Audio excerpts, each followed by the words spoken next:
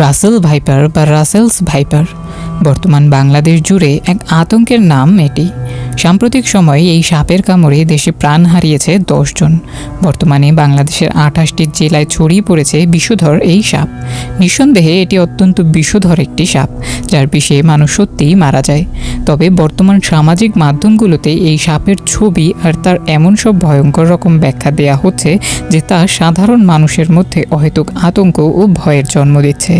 ফলে জটিল হচ্ছে পরিস্থিতি। যেমন কৃষকেরা এই সাপের ভয়ে ফসল কাটতে যাচ্ছেন না জমিতে।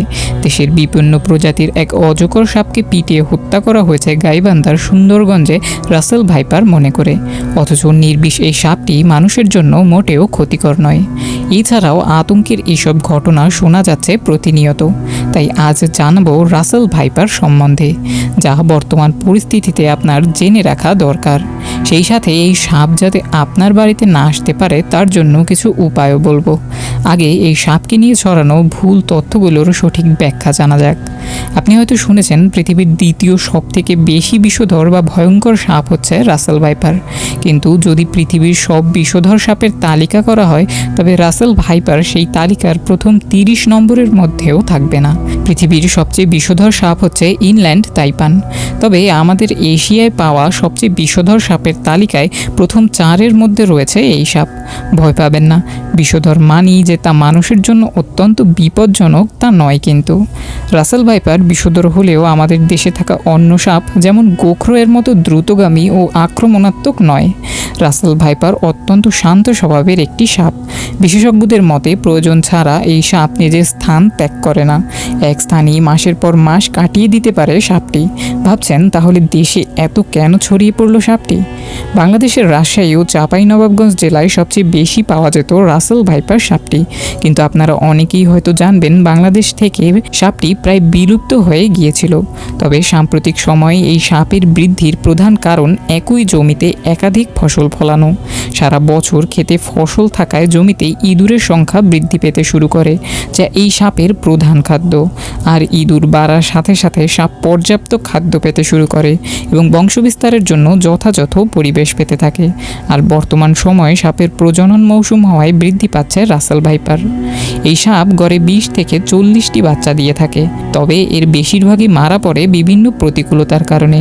আবার এই সাপটি রাসেল ভাইপার নামে পরিচিত হওয়ায় অনেকেই মনে করেন অন্য কোনো দেশ থেকে এসেছে সাপটি। কেউ কেউ বলে বন্যার জলে ভেসে এসেছে সাপটি।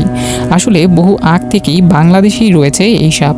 এর বাংলা নাম চন্দ্রবোরা বা উলুবোরা। হালকা বাদামি বা মেটে রঙের এই সাপের গায়ে কালো বর্ডার করা চাঁদের মতো ছোপ থাকায় এর এই নাম। সরু লেজ ও মোটা দেহ কিছুটা অজগরের মতো দেখতে এই সাপটি বিপদে আত্মরক্ষার জন্য আর শিকার ধরার জন্যই কেবল কামড় বসিয়ে থাকে। আর মানুষ মোটেই এই সাপের শিকার নয়। অসাবধানতা বশত বা না দেখে এর গায়ে আঘাত করলেই এটি কেবল মানুষকে কামড়ে দেয়। এছাড়া আপনি যদি এর পাশ দিয়ে হেঁটেও যান তবেও এটি আপনাকে আক্রমণ করবে না। তবে যদি এটি কাউকে কামড়ে দেয়ও তবে মোটেই তার বাঁচার সম্ভাবনা 20% নয়।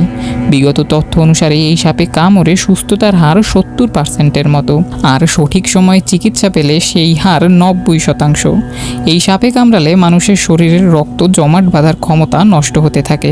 ফলে শরীরের ভিতরে রক্তক্ষরণ শুরু হয় এবং ধীরে ধীরে কিডনি, হার্ট সহ শরীরের বিভিন্ন অঙ্গ নিস্তেজ হতে শুরু করে এবং আক্রান্ত ব্যক্তি মৃত্যুর কোলে ঢলে পড়ে। এই সাপের বিষে থাকা হেমাটক্সিন এই অবস্থার জন্য দায়ী। তবে এই সম্পূর্ণ প্রক্রিয়ায় প্রায় 72 ঘন্টা সময় লাগে।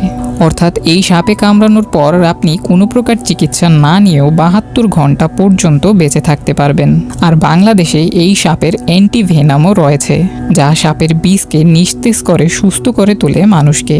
তাই কাউকে এই সাপ কামড়ালে উত্তেজিত না হয়ে দ্রুত নিকটবর্তী সরকারি হাসপাতালে গিয়ে চিকিৎসা নিলেই সম্পূর্ণ সুস্থ হওয়া যায়। এখনো পর্যন্ত এই সাপের কামড়ে যাদের মৃত্যু ঘটেছে তাদের অধিকাংশই অসাবধানতা বশত হাসপাতালে না গিয়ে নিজেরাই চিকিৎসা চিকিৎসা করার চেষ্টা অথবা অন্যত্র গিয়ে সময় নষ্ট করার কারণে মৃত্যুবরণ করেছে। সে যাই হোক, এমন সব পরিস্থিতিতে আতঙ্কিত না হয়ে শান্ত অবস্থায় সতর্ক থাকাই বুদ্ধিমান ব্যক্তির পরিচয়। চলুন এবার জেনে আসি এমন কিছু উপায় যা আপনার বাড়িতে যে কোনো সাপকেই ঢুকতে দেবে না। তবে এক্ষেত্রে একটি ভুল ধারণাও রয়েছে। অনেকেই মনে করেন কার্বনিক অ্যাসিড বা কার্বলিক অ্যাসিড বাড়িতে রাখলে সাপ আসবে না, কিন্তু এই বিষয়ের বৈজ্ঞানিক কোনো প্রমাণ নেই। কিছু মানুষের মতে কার্বনিক অ্যাসিডের ঝাঁঝালো গন্ধ সাপ সইতে পারে না, তবে এর কোনো প্রমাণ এখনও পর্যন্ত পাওয়া যায়নি। বরং কার্বনিক অ্যাসিড শরীরের কোনো স্থানে লাগলে চামড়া পুড়ে যেতে পারে, সে মানুষ হোক কিংবা সাপ। তাই শুধু শুধু কার্বনিক অ্যাসিড রেখে ক্ষতির সম্মুখীন না হওয়াই ভালো। তবে আপনি ব্লিচিং পাউডার ছড়িয়ে রাখতে পারেন বাড়ির চারদিকে। যেখান থেকে সাপ আসার সম্ভাবনা আছে বলে আপনি মনে করেন সেখানে বেশি করে দিয়ে রাখতে পারেন এই ব্লিচিং পাউডার। এতে সাপসহ অন্যান্য পোকামাকড়ের উপদ্রব থেকেও রক্ষা পাওয়া যায়। তবে এমন একটি উপায় আছে যা আপনার বাড়িতে রাখলে সাপসহ কোনো বিষাক্ত পোকামাকড়ও আপনার বাড়ির আশেপাশে আসবে না। এটি একটি বৃক্ষ যা বাংলাদেশেই পাওয়া যায়। হ্যাঁ, ঠিকই শুনেছেন, এই গাছের নাম সর্পগন্ধা বা সর্পমূল। এই গাছটি আপনার বাড়িতে রোপণ করা থাকলে সাপসহ অন্যান্য বিষাক্ত পোকামাকড় বাড়ির আশেপাশে আসে না। এই গাছটি থেকে ইন্ডোল অ্যালকালয়েড নামের এক ধরনের পদার্থ নির্গত হয় যা সাপ সইতে পারে না। এছাড়াও এই গাছের শিকড়, মূল ও পাতা সবই মানুষের জন্য উপকারী। উচ্চ রক্তচাপে এই গাছের শিকড় ভীষণ কাজে আসে এবং পেটের পীড়া সংক্রান্ত সমস্যাও দূর করতে ব্যবহার করা হয় এই গাছ। এই গাছ সম্পর্কে বিজ্ঞানীদের কৌতূহলের শেষ নেই। বাংলাদেশের ঝিনাইদহে চোখে পড়ে এই গাছ। আপনি আপনার নিকটবর্তী নার্সারিতে খোঁজ নিয়ে এবং তাদের সাথে কথা বলে আপনার বাড়িতে রোপণ করতে পারেন এই গাছটিকে। এই ভিডিওটিতে চেষ্টা করেছি সহজ ভাষায় এই সাপটি সম্পর্কে আপনাদের জানাতে। কঠিন ইংরেজি সব শব্দ দিয়ে বিভ্রান্ত করতে চাইনি। মনে রাখবেন, সাপটিকে কোণঠাসা না করলে এটি কখনোই কামড়ায় না, আর আপনি এটি দেখলেই মারতে যাবেন না। বন বিভাগে ফোন করবেন এবং সাপ থেকে দূরত্ব বজায় রাখবেন।